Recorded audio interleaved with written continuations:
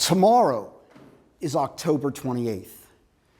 On October 28th, 312, 1700 years ago, Constantine liberated the Christians from his competing and rival fellow emperors. But we're not here to talk about Constantine. This is not about kings and soldiers. Friends, Romans, countrymen, lend me your ears. I have come to speak about the martyrs.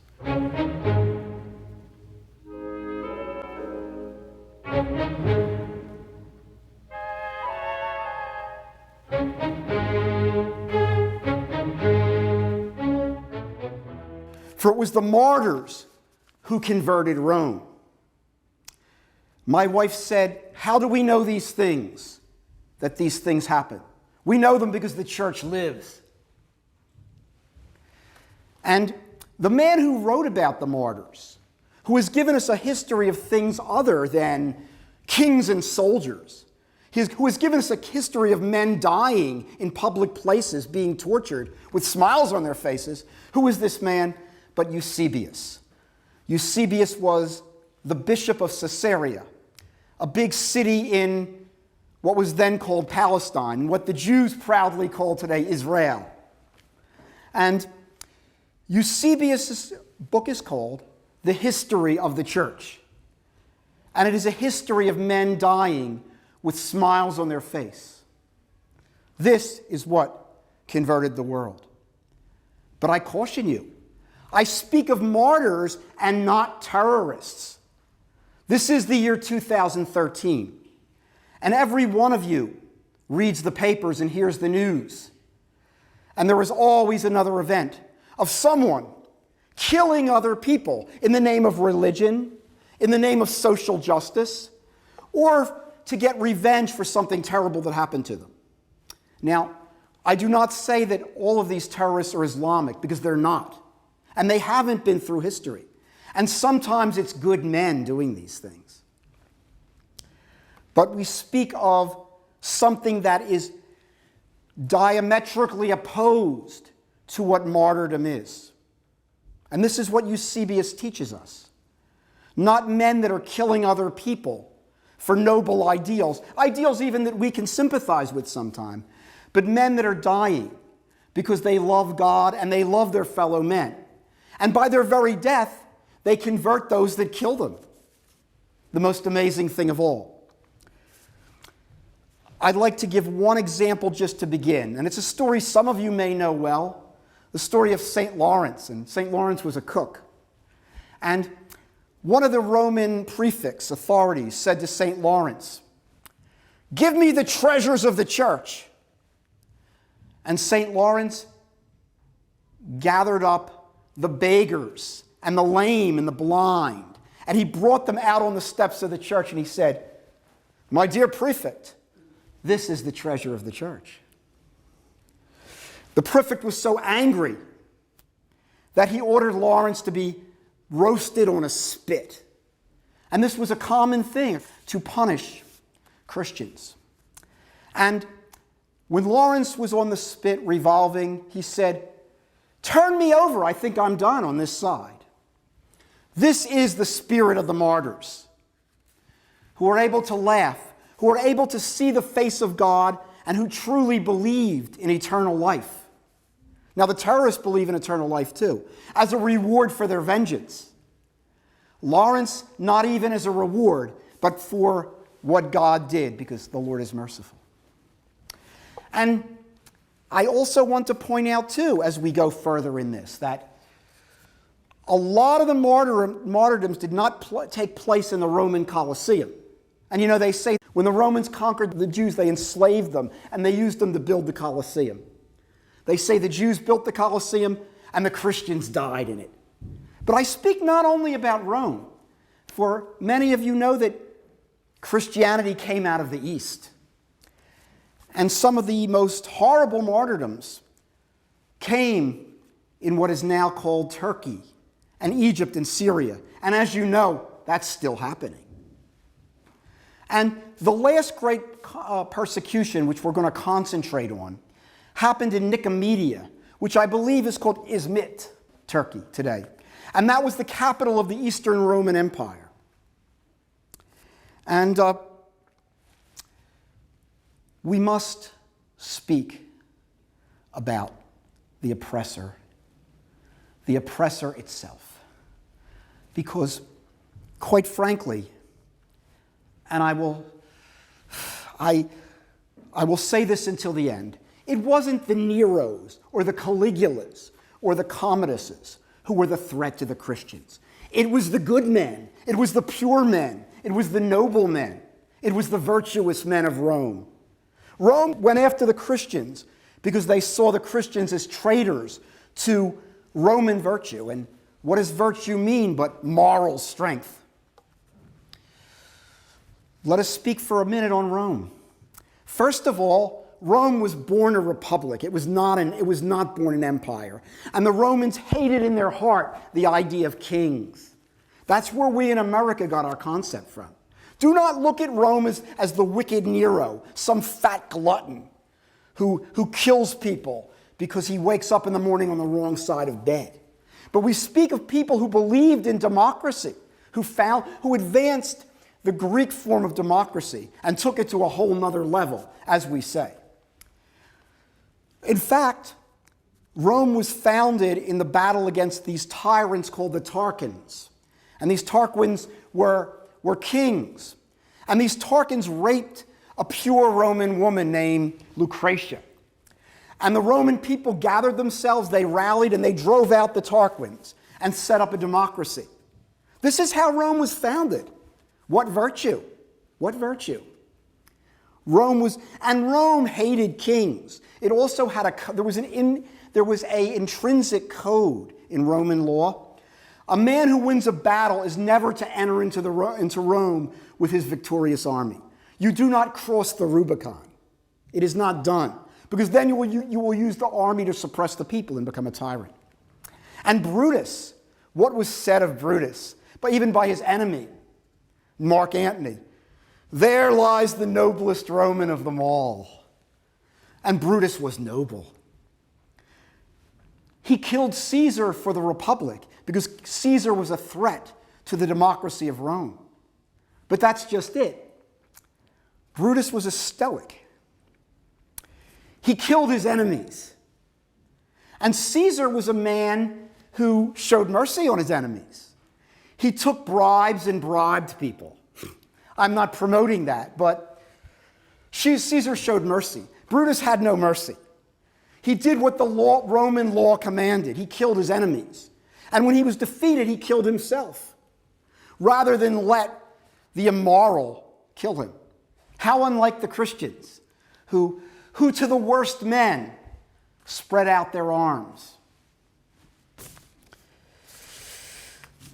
And then we have, in the history of the empire. A lot of us forget that when Christ was born, the Roman Republic was not yet cold in the grave. The corpse was not yet cold. Rome had only been an empire for 30 years when Christ was born. So again, don't get the wrong idea about who the Romans were. And some of the emperors were very good. I know that some of you have seen the recent movie about the Romans called Gladiator with Russell Crowe. And that was about Marcus Aurelius, who was an excellent man. But there's one thing some of us maybe don't know. Marcus Aurelius disliked the Christians and he persecuted them. You could say, why? Because the Christians were against what Rome really was about. I'm not going to hide it. The Christians were a threat to Rome because they said, put God before the state, put God before the family, put God before the civic gods. And you know, the Romans were very practical. Their gods weren't like the Egyptian gods, crocodiles and snakes and frogs. Their gods were nothing but eternal governors and rulers, because that's what the Romans worshipped, law and order, authority, and they perfected it. Think about the Greeks and the Romans. What was the Greek means of entertainment? The Olympics. What was the Roman means of entertainment? The Colosseum. And again, the Colosseum was a tribute to the emperor and to the civic gods. And the civic gods were bound up in the health and life of your family and your children, and in everything concerning the state. And the Christians said, you can't worship them. It's like spitting on your ancestors. And actually, Aurelius said he didn't like the way the Christians died. Being a Stoic, he said the Christians didn't die with enough serenity and calmness. And I don't know why he said this. We don't have all the records on this. I believe he said it because some of the Christians died praising God and singing. Some of them were happy, not like Stoics, simply enduring sorrow. Although Stoicism was begun for the pursuit of happiness, virtue is happiness, and that's certainly true. But perhaps Aurelius did not like the joy of the Christians in a God that they couldn't see, or for an eternal life that he did not know. But now we arrive at later Roman history, and an emperor called Diocletian. And Diocletian was not a Roman, he was an Illyrian. He was an Albanian. And he was a great ruler, a brilliant man. And at that time, foreigners were beginning to gain power in Rome. And Diocletian was a foreigner who wanted to do something to preserve the Roman Empire and show himself a true Roman. And he did. He revised the tax laws.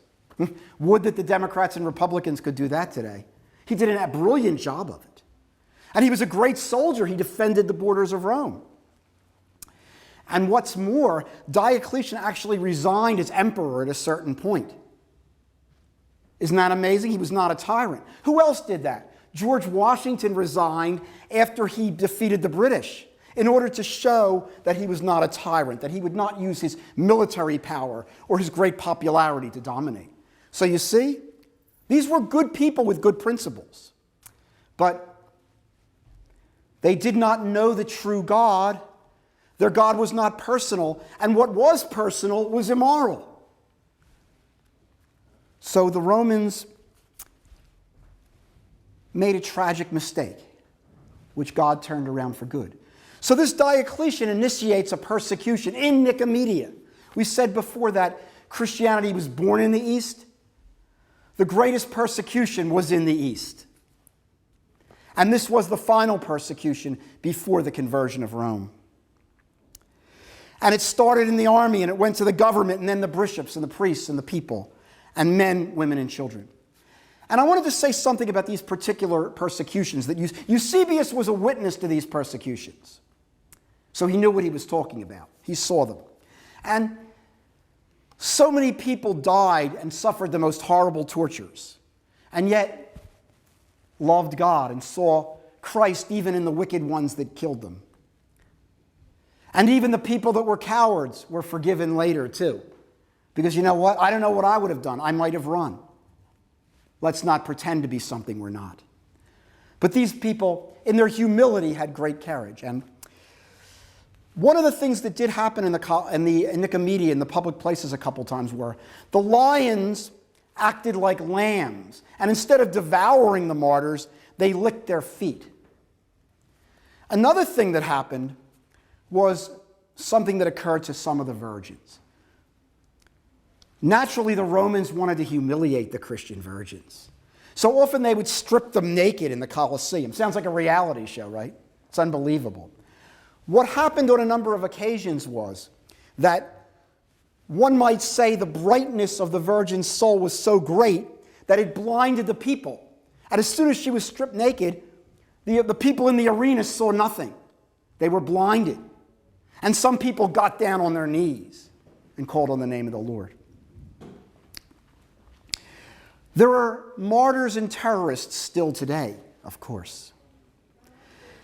And commenting on today, we have another element, of course. Rome had kings and soldiers and law.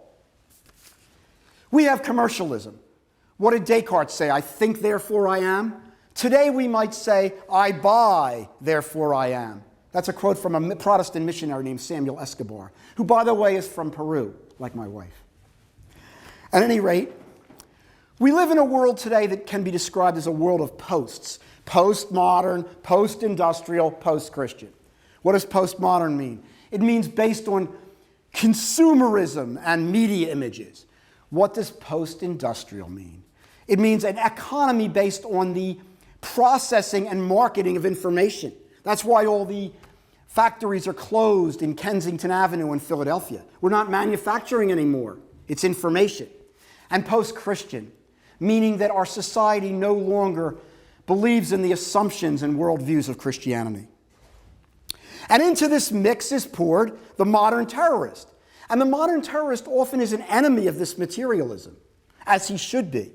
The problem is, he is no different than the society he despises. For just as commercialism kills the soul, terrorists kill other people in order to justify their cause. But the martyrs overcame not only evil, but the limitations of Roman virtue itself. The trust of the Romans in secular authority, and the illusions the Romans had about self-control. The Stoics, believing that the greatest man is the one who can command his emotions. But can we? 'Tis a good thing, but Rome was not able to do it. Cicero tells us that laws don't work in times of war. Rome had the best law, but they were always at war. So these martyrs overcame the limitations of Roman virtue, as well as the blatant evil. So let us continue to study Eusebius and learn about these martyrs. In fact, let's put the history of the church up against our own times as a mirror, that it might reflect back to us a hope against empty consumerism, as well as unforgiving terror. And also a hope that we might see Christ in history and in our own personal sufferings. Thank you.